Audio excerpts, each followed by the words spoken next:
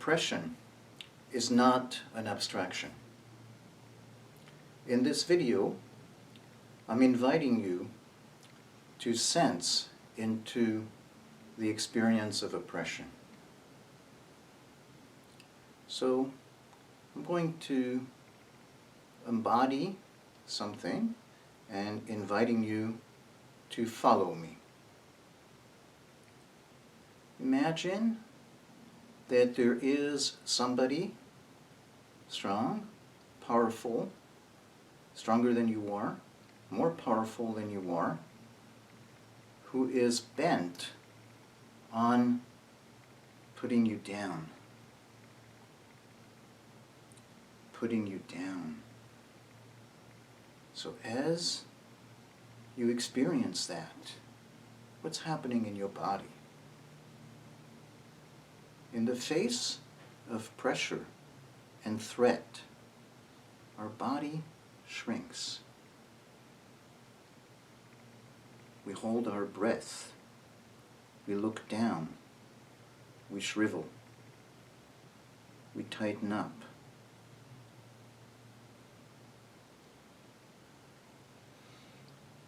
Now, I'm coming out of it and inviting you to come out of it. What's it like to live in that place compared to this place? Now, as you're listening to me, as you're doing this, you might say, hey, so the answer is very simple. You know, when you notice you're kind of down, crouched, bent, holding your breath, just take a moment, take a pause, breathe, open up, and here you are. Hey, wow, it's gone. Yeah. But so that is because when we're practicing this, we're not in the midst of ruthless, ongoing, overwhelming oppression. You know, it's about the same thing as if you put your head in water for a few moments and you can't breathe, you get your head out and you say, oh wow, I have the experience of drowning. No, you don't. You have a little bit of a taste of what it might be like, but you're not staying underwater through overwhelming pressure that prevents you from coming out. You're not dying. You're not drowning. Okay? So this moment, that little sense of staying in that state of oppression is a little bit of a taste that gives you a flavor of what it might be like, but is certainly not what oppression is like, ongoing, when it's all your life. And certainly the answer to it is not pick yourself up by your bootstraps. Just imagine that the pressure is overwhelming. And so, in that place, you don't have the option to push back. Because if you try to stand up, if you try to take space, if you try to push back, then the pushback crushes you. Remember in Star Wars, Darth Vader, all resistance is futile. You might have tried to stand up, to make room for yourself, but eventually you learned that all resistance is futile. You may no longer be even able to notice that place in you because it's become second nature.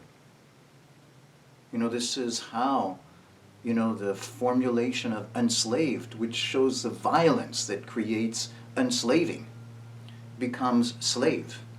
Oh, and the slaves is that person who is dominated, but that's the way he or she is. But no, This is not a static thing. What you see at this moment is actually the result of that powerful force.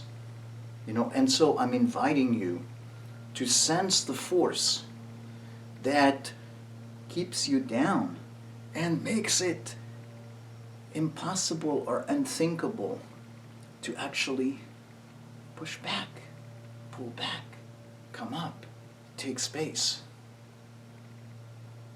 Think about women who are in a work culture where their boss or other people can harass them, and where they've learned that it's impossible or very, very, very hard to be believed.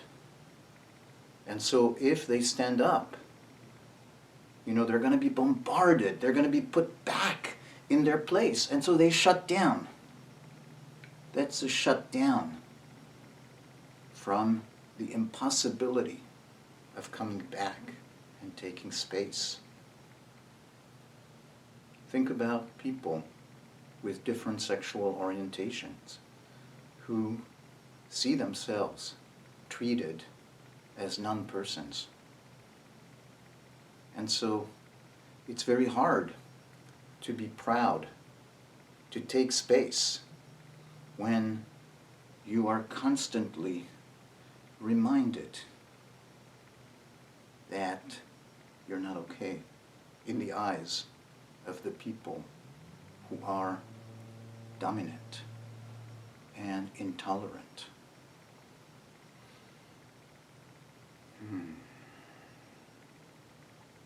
So we pause. We pause with that experience, and remembering that the experience you or I have is not the same as what other people may have. Yeah, we can remember moments in our lives when we are actually kind of stuck in that position. And it may happen, for instance, when you're at work and you want to really, really let your boss have it, but you're conditioned by your education, by, learning to live in society, in holding it. And so you hold that anger that cannot come out, and you stay in that place. So you say, yeah, I have that experience, but it doesn't pervade the rest of my life. In those moments it happens, but not for the rest of my life. And so now imagine that experience is what the texture of your life is about.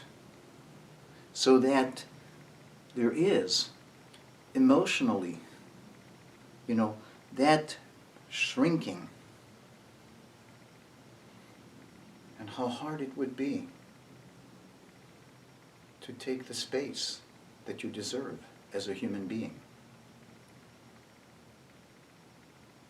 So, with that sense of embodied experience of oppression, sensing into it, having a little flavor of what it might be like, it's about bringing compassion to ourselves and others, understanding the difficulty that some people would have for coming out from the weight of that oppression, unless it is safe to do so. So as we become aware of the burden of whatever our own little bits of oppression are, we can channel that energy into compassion and help in fostering safety for the people who are oppressed to claim their space in the world.